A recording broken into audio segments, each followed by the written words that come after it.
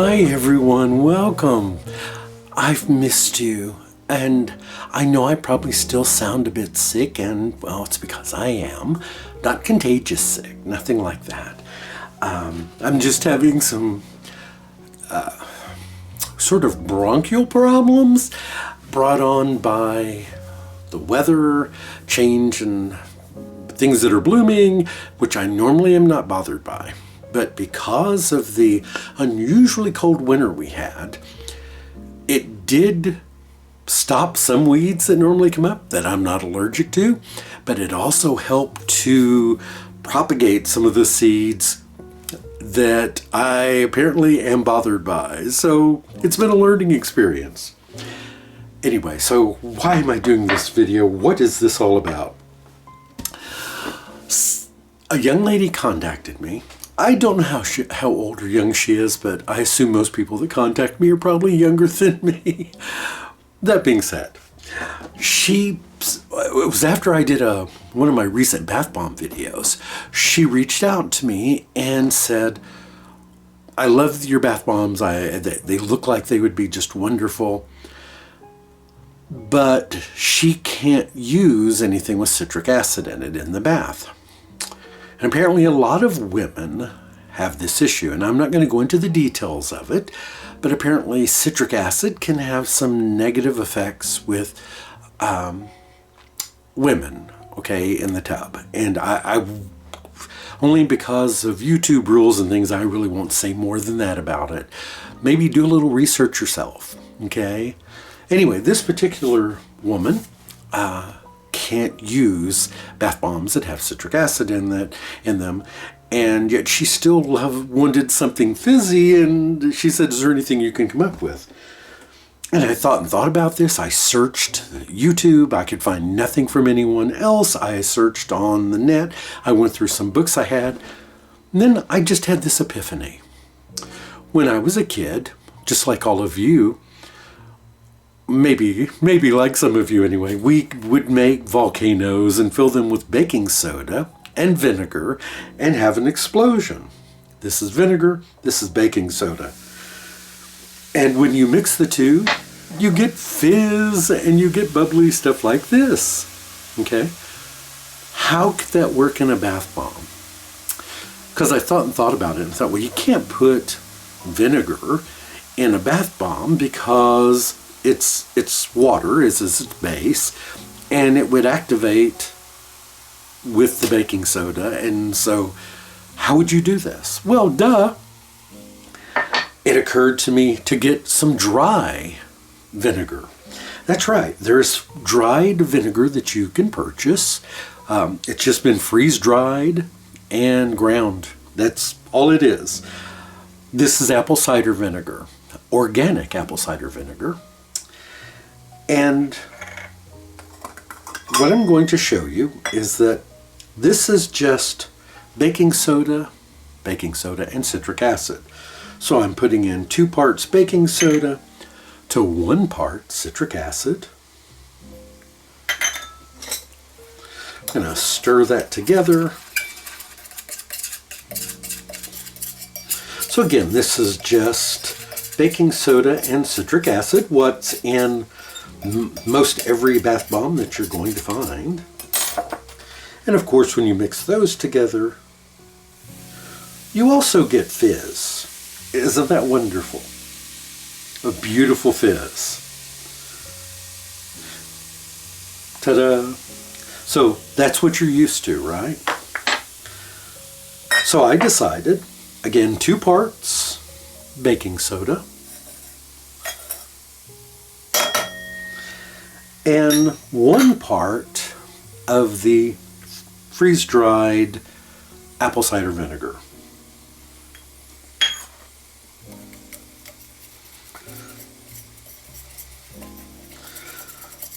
So I'm not giving these a heavy mix, you know, I'm just trying to make sure that there's a bit of both the baking soda and the vinegar in most of it. And again, we're going to add water. And you'll see that yes, we get fizz, but would give a lot less fizz, right? So I thought, how do I get, citric acid fizz just using vinegar? Because you can see here our vinegar, our liquid vinegar and water is still going. Our liquid vinegar and baking soda, and water is still going. And our citric acid is still somewhat going. But the powdered vinegar doesn't really, see how it clumps up? So we're not getting the same kind of dispersion and fizz. So I thought, how can I bring that together better without it doing that kind of clumping action? Well, I'm going to show you. So let me move these things aside. Oop. All right, thank you for your patience. All right, so next what I tried, and I will have all my stuff measured out next time, so we don't have to go back and start over. So this time I thought, I need something that will kind of bring those ingredients together better so the vinegar doesn't clump up in these little bunches like that and not break down. Because it is very, very slow. It has now finally broken down, and this took about 15 minutes and very slow bubbles. You know, there just wasn't a lot, where our citric acid, even after, well, it's done too. So they're both about the same. All right, so now I'm going to take the vinegar, the baking soda, and cream of tartar. I know that I have used cream of tartar to help with making harder bath bombs, but I've also noticed that sometimes it can help extend fizz, and I thought, well, how is that possible? How can it extend fizz time? It's not making more citric acid. And then I did a little research and saw that there is actually a reaction between cream of tartar and baking soda. So you can get a little bit of that fizz right from the cream of tartar combination with the baking soda. So that and the vinegar together, I thought, well, maybe that will increase the amount of bubbles that we get, or fizz, as it were. And sure enough, we get a nice, evenly mixed fizz.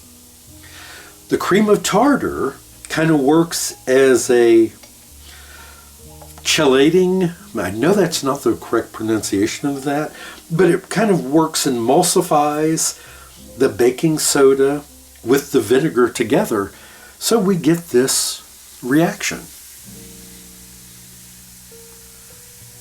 Are we still getting a little bit of that clumping in there? Yes, but that's because this is just loose in a bowl. I got to thinking about this, so when you bring this all together in a bath bomb, with all the other ingredients that you have, you've got that hard thing, so you've got more of a dispersion of the ingredients, so you're going to have less of this clumping together.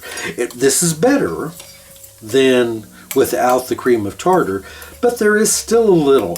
But if you wait a little bit, this all does break down in the reaction. Let me zoom in a little bit here for you. And if we just leave it sitting here for just a moment, you'll find that those clumps will break down into the water.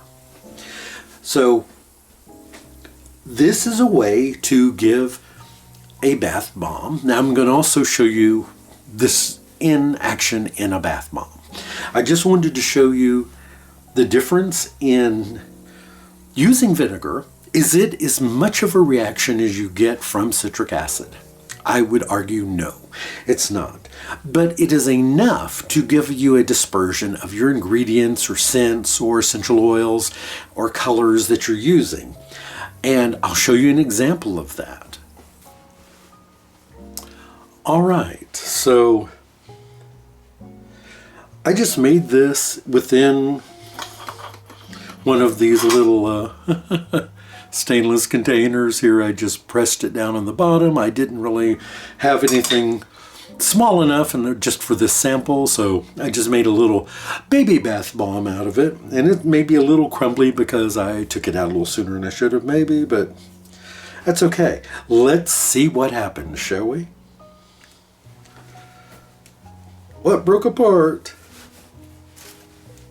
I thought I might not have waited long enough. So as you can see, the reaction in this form is quite different than what you're going to see in a bath bomb. It's more of a slow, foamy dissolve. You're not going to get the high action that you're going to get from a bath bomb.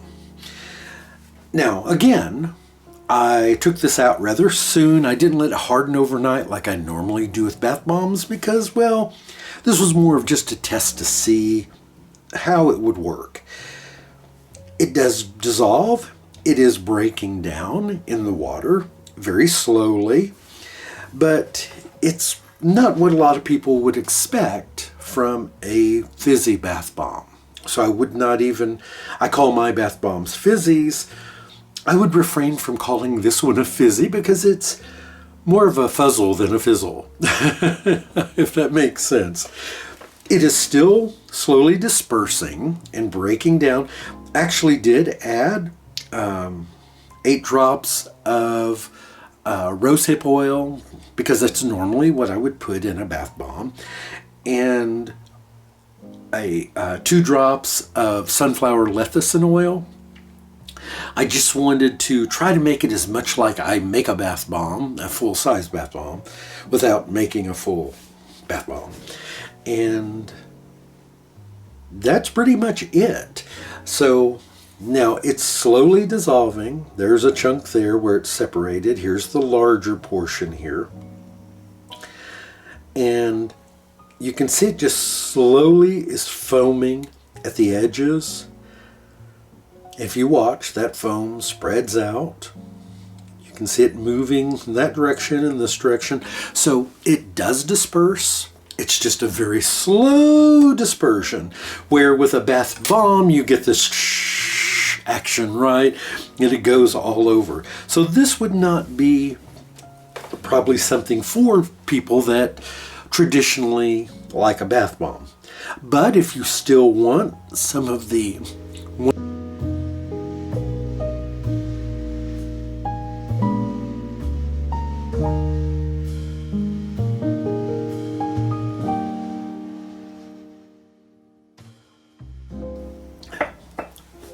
If you still want the benefits of a bath bomb without citric acid, this may be the solution for you. So, just wanted to share this with you all. You know, maybe this is just a basis for you to work on your own type of formula. What other ingredients might you use for something like this? So again, you know, this is a functional, I wouldn't call it a bomb. A bomb, it goes right when you think about the word bomb. These are things that they drop on cities and they're horrible explosions. This isn't even a firecracker. This is more like a sparkler. No, it's more like one of those the snakes that you get on Halloween, you know, where you light it and then it grows into a long black coil. This is kind of like that. So, I don't know. I'm pleased that at least we get something along the lines of a bath bomb. We're still getting the oils dispersed. We're still getting the benefits of any essential oils that you might put in the water. it's just not quite the same as a bath bomb. So it's going to last a lot longer than a bath bomb. So something to keep in mind, if you made this extra large, it would really last a long time. As you can see, this is still, it's still solid. It's still doing its thing. It just does its thing rather slow. It's kind of like me. I do my thing rather slow too.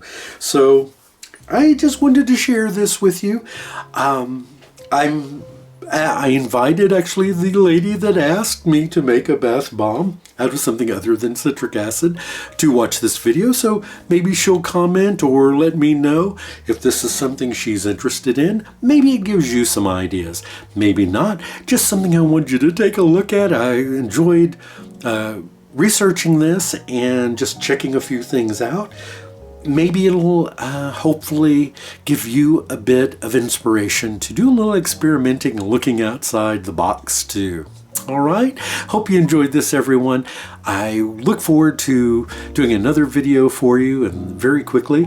I'm feeling better, and I'm not well yet, but I'm much better than I have been. All right, everyone, have a terrific day, and I'll see you back soon. Goodbye.